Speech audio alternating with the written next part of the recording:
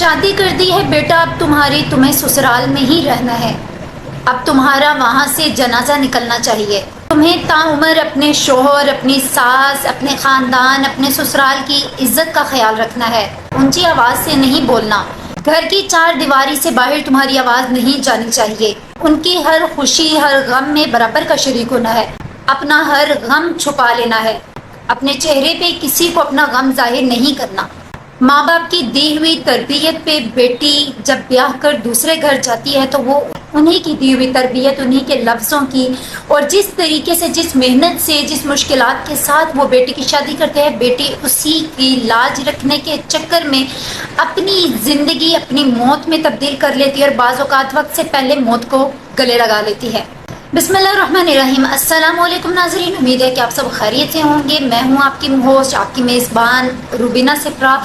ایک نئی ویڈیو کے ساتھ، ایک دل خراش ویڈیو کے ساتھ میں آپ کی خدمت میں حاضر ہوئی ہوں۔ ناظرین، 9 مئی 2024 یعنی آج سے قریباً ایک ہفتہ پہلے ملتان میں ایک افسوسناک واقعہ پیش آتا ہے۔ وہ واقعہ کچھ یوں ہوتا ہے کہ سیدہ ثانیہ زہرا بخاری نامی لڑکی ہے، جس کی آج سے تقریباً 4 سے 5 سال پہلے شادی ہوتی ہے، 2 بچے ہوتے ہیں۔ ایک بچہ جو ہے اس کی عمر قریباً 2.5 سال ہوتی ہے، دوسرے بچے کی تقریباً 1.5 سال ہوتی ہے، اور آئندہ بھی اسے امید ہوتی ہے کہ نئے مہمان کی آمد آنے والی تھی اس کے گھر میں، لیکن اس سے پہلے ہی اس لڑکی نے موت کو گلے لگا لیا۔ موت قدرتی موت نہیں تھی، بلکہ اس کی لاش اسے کمرے کے پنکھے سے لٹکی ہوئی ملی۔ ثانیہ زہرا کی موت سے متعلق پولیس کو آگاہ بھی اس کے اپنے شوہر علی رضا صاحب کرتے ہیں۔ ثانیہ کی موت کو پولیس اور اس کے جو سسرال والے ہیں وہ اس کو خودکشی کا نام دیتے ہیں، جبکہ ثانیہ کے جو والد ہیں انہوں نے فوری طور پر جب ان کو خبر ملی کہ ان کی بیٹی کا انتقال ہو گیا تو انہوں نے فوری طور پر پولیس سے رابطہ کیا، اور انہوں نے بعد میں یہ معلوم ان کو یہ ہوا کہ پولیس بھی تقریباً ثانیہ کے جو سسرال والے ہیں، جو اثر و رسوخ کافی رکھتے ہیں، ان کے ساتھ ملی ہوئی ہے۔ پولیس جب جائے وقوع پر پہنچتی ہے تو دیکھتی ہے کہ ثانیہ کی پولیس کے مطابق ثانیہ کے جسم پر کوئی تشدد نہیں تھا، لیکن اس کے گلے پہ نشان تھا، جس سے یہ معلوم ہو رہا تھا کہ اس نے خودکشی کی تھی، کیونکہ اس کی لاش پنکھے سے لٹکی ہوئی تھی۔ پولیس ثانیہ کے جو شوہر ہوتے ہیں علی رضا اور اس کے سسرال والے پر بہت فورس کرتی ہے کہ لڑکی کا پوسٹ مارٹم کروایا جائے، لیکن وہ سسرال والے اور خصوصاً ثانیہ کے جو شوہر ہوتے ہیں وہ اس بات پر رضامند نہیں ہوتے کہ ثانیہ کا پوسٹ مارٹم کرایا جائے، اور اس لڑکی کو ایسے ہی دفن کر دیا جاتا ہے نماز جنازہ پڑھا کر۔ لیکن والد کے دل کو چین اور قرار کیسے آئے جن کی بیٹی ہنستی کھیلتی اس گھر میں تھی؟ والد نے وزیر اعلیٰ پنجاب مریم نواز صاحبہ سے انہوں نے درخواست کی، اعلیٰ عدلیہ کی جانب رجوع کیا، اور بالآخر وزیر اعلیٰ پنجاب مریم نواز نے فوری ایکشن لیا، اور پنجاب میں بڑھتے ہوئے کرائم اور تشدد کے خلاف، گھریلو تشدد کے خلاف تو وزیر اعلیٰ پنجاب مریم نواز صاحبہ آگے ہی بڑے سخت اقدامات سامنے لا رہی ہیں تاکہ گھریلو جو تشدد ہے ان کو روکا جائے۔ تو وزیر اعلیٰ پنجاب مریم نواز صاحبہ نے فوری طور پر کمیٹی آئی جی پنجاب سے رابطہ کیا، اور انہوں نے کمیٹی تشکیل دینے کا کہا، اور اس کے بعد لڑکی کی فورینسک رپورٹ فوری طور پر جاری کرنے کا کہا۔ 1-2 دن کا وقت لگتا ہے۔ ثانیہ زہرا بخاری کی اس کی قبر کشائی کی جاتی ہے، لڑکی کی ڈیڈ باڈی نکالی جاتی ہے، پوسٹ مارٹم کیا جاتا ہے، بقول پولیس کے کہ لڑکی کے جسم پر کوئی تشدد کا نشان نہیں ہے، کسی طرح کی کوئی واقعہ پیش نہیں آیا، لڑکی نے اجتماعی خودکشی کی ہے، یعنی خود ہی موت کو گلے لگایا ہے۔ لیکن بقول ان کے والد کے کہ ثانیہ کی زبان کٹی ہوئی تھی، ثانیہ کے جسم کی ہڈیاں ٹوٹی ہوئی تھی، جگہ جگہ بدترین تشدد کے نشان تھے، کینچی اور چھریوں کے وار سے پہلے ثانیہ کو بدترین تشدد کا نشانہ بنایا گیا، اور اس کے بعد اس کو چھت کے پنکھے سے لٹکا کے اس کو موت کے گھاٹ اتار دیا گیا۔ یہ ایک افسوسناک واقعہ پیش آیا ملتان میں۔ اس سے پہلے بھی ایک صحافی تھی عائشہ جہانگیر، ان کے ساتھ بھی اسی طرح کا کچھ واقعہ پیش آیا ہے کہ ان کے جو دوسرے شوہر تھے انہوں نے عائشہ کو بدترین تشدد کا نشانہ بنایا، اور وہ خوش قسمتی تھی کہ وہ ان کی زندگی بچ گئی، لیکن ان کے شوہر نے کوئی کسر نہیں نہیں چھوڑی تھی ان کو زندہ مارنے کے حوالے سے. اسی طرح ہی ہماری انڈسٹری کی بھی ایک خاتون تھی, ان کے ساتھ بھی ان کے شوہر نے ان کو راستے میں جاتے ہوئے ان کو اپنے سیلون کی طرف جاتے ہوئے ان کو بدترین تشدد کا نشانہ بنایا, اور ان کی ایک آنکھ بھی اس چیز سے بہت متاثر ہوئی اور پھر انہوں نے بھی عدالتوں سے رجوع کیا. ناظرین, آپ کو ثانیہ زہرا کے قتل کیس سے متعلق بتانے کی صرف ایک ہی وجہ ہے کہ جب ہم اپنی بیٹیوں کو رخصت کرتے ہیں تو ہم ان کو صرف یہ بتا کے بھیجتے ہیں کہ آپ نے اگلے گھر جا کے اپنے سسرال کے اپنے شوہر کی ہر احکامات کی تعمیل کرنی ہے, سر جھکا کے چلنا ہے, والدین کی دی ہوئی تربیت پہ مکمل طور پر عمل پیرا ہونا ہے, اف تک نہیں کرنا ہے, جو وہ کہیں گے وہ ماننا ہے, یعنی اپنی ذات سے اختیارات مکمل طور پر ہٹا دیتے ہیں. اور یہی وجہ ہوتی ہے کہ بیٹیاں جب اگلے گھر جاتی ہیں تو ان کی اپنی ذات سے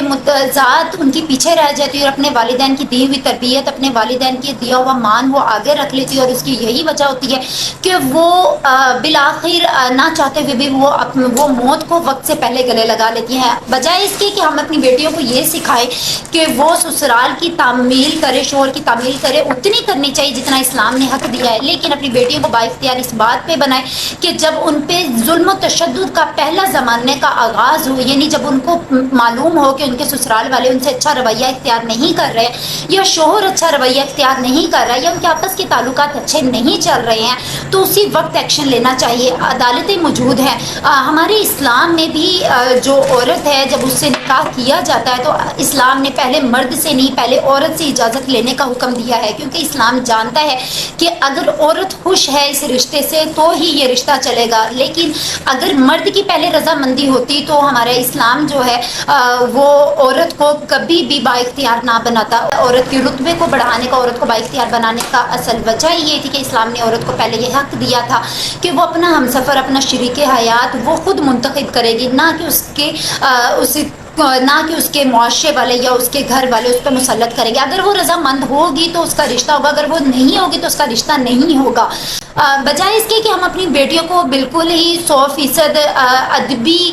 جو تعلیمات ہے وہ دے کر بھیجیں, بلکہ ان کو بااختیار بنائیں کہ وہ اپنی زندگی کا ہر فیصلہ وہ لینا سیکھے. جب ان پہ ظلم و تشدد کا آغاز ہوتا ہے تو اس وقت ان کو ایکشن لینا چاہیے, ان کو عدالتوں کا رجوع کرنا آنا چاہیے, ان کو اپنے حق میں بولنا آنا چاہیے, بجائے اس کے کہ وہ موت کو گلے لگائیں. اور ایک ناجائز موت جس کو اللہ تعالیٰ نے بھی قرآن پاک میں فرمایا ہے کہ ایک شخص کا قتل پوری انسانیت کا قتل ہوتا ہے, اور پھر ناجائز کسی کا قتل کرنا تو بدترین فعل ہے, انسانیت کو منو مٹی تلے دفن کرنا ہے. ہمارے معاشرے میں لگاتار 1 سے 1.5 ہفتے کے اندر یہ چوتھے سے 5واں یہ کرائم کیس ہوا, اور خواتین کے حوالے سے ہی ہوا ہے, جس میں خواتین کو بدترین تشدد کا نشانہ بنایا گیا. یہاں پہ مجھے ساحل ادیم صاحب کی ایک بات یاد آ گئی جس میں انہوں نے کہا تھا کہ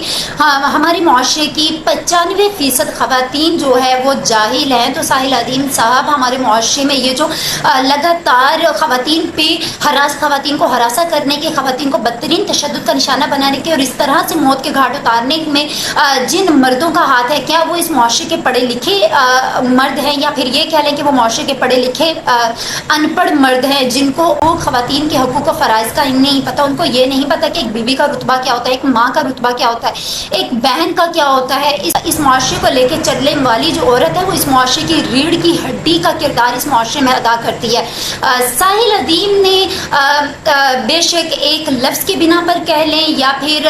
جو ان کی مکمل طور پر گفتگو تھی اس کے لحاظ پر یا اسلامی تعلیمات کو مد نظر رکھتے ہوئے انہوں نے معاشرے کی 95% عورتوں کو جاہل قرار دیا. اگر یہ 95% عورتیں جو ساحل ادیم کی نظر میں جاہل ہیں, اگر یہ عورتیں اپنے حق میں آواز اٹھانا سیکھ لیں تو وہ مرد جو عورتوں کا گلا ان کی موت سے پہلے گھونٹ دیتے ہیں, ان کو ان کی اولاد کے سامنے تشدد کا نشانہ بناتے ہیں, ان کو معاشرے میں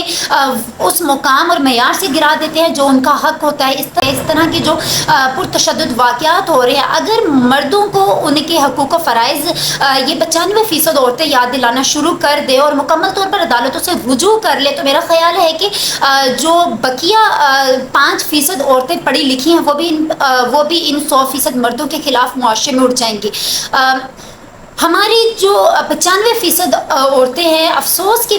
ایک طرح سے بات یہ ہے کہ وہ ابھی تک ہمارے معاشرے کے 100% پڑھے لکھے ان پڑھ مردوں کے خلاف عدالتوں کے رجوع نہیں کرتی، جبکہ ہمارے اسلامی قانون میں بھی اور ہمارے حکومت پاکستان کا بھی جو قانون ہے اس کے آرٹیکل سیکشن 7 میں واضح طور پر یہ لکھا ہوا ہے کہ عورت کسی بھی قسم کے گھریلو تشدد اگر عورت پہ ہو رہا ہے تو وہ عدالت سے رجوع کرے گی اور عدالت مکمل طور پر اسے انصاف دے گی۔ اور اس بات پر، اس قانون پر آدمی کو بڑی قید اور جرمانہ ہے، لیکن ابھی تک ہماری عورتیں جو ہے وہ اپنے حقوق و فرائض سے ہی بے خبر ہیں، جس کی وجہ سے ایسے جو پرتشدد واقعات ہیں وہ لگاتار ہمارے معاشرے میں رونما ہو رہے ہیں، چاہے وہ ہماری میڈل لیول کی عورت ہے، چاہے وہ ہماری اپر لیول کی عورت ہے، صرف اس وجہ سے کہ وہ مرد کو احترام کی نگاہ سے دیکھتے ہیں، ان کو وہ مقام دیتے ہیں جو اسلام نے دیا ہے۔ لیکن افسوس کی بات یہ ہے کہ اگر مرد اپنے حقوق و فرائض حقوق حاصل کرتے ہوئے بھی اپنے فرائض سے نظریں چرا رہے ہیں تو پھر عورت کو بھی اپنے حقوق کو پہلے نظر رکھنا چاہیے، نہ کہ اپنے فرائض کو۔ اگر وہ اپنے عورت بھی اپنے حقوق کو پہلے مد نظر رکھے گی تو وہ اپنے فرائض بھی بہتر طریقے سے سر انجام دے سکے گی اور ایسے پرتشدد واقعات سے بچ سکے گی۔ اس کے ساتھ ہی میری وزیر اعلیٰ پنجاب مریم نواز صاحبہ سے وہ تمام انصاف فرام ادارے جو خواتین کے حقوق و فرائض کے لیے کام کر رہے ہیں، حقوق نسواں کے لیے آواز بلند کرتے ہیں، ان سے گزارش ہے کہ خواتین کے لیے ایسے حقوق، ایسے قوانین نافذ کرائے جائیں تاکہ جن سے خواتین کا جو تحفظ ہے وہ 100% یقینی بنایا جائے، اور ایسے مرد جو خواتین کو پرتشدد واقعات کے بعد قتل کرتے ہیں اور اس کے بعد وہ عدالتوں کو اپنے ہی ہاتھ میں لینے کی کوشش کرتے ہیں، ایسے مردوں کے خلاف بھی کڑی سزائیں جو ہے وہ نافذ ہونی چاہیے، بالکل اسلام کے مطابق، جیسے اسلام نے قرآن پاک میں اللہ تعالیٰ نے مردوں اور عورتوں کے حقوق و فرائض قرآن پاک میں بیان کی ہے۔ اسلام کے مطابق اگر ہمارے ملک میں قوانین نافذ ہو جائے تو ہمارا جو معاشرہ ہے وہ کافی حد تک ان برائیوں سے، ان پرتشدد واقعات سے بچ جائے۔ اس کے ساتھ ہی مجھے اجازت دیجیے، اللہ حافظ۔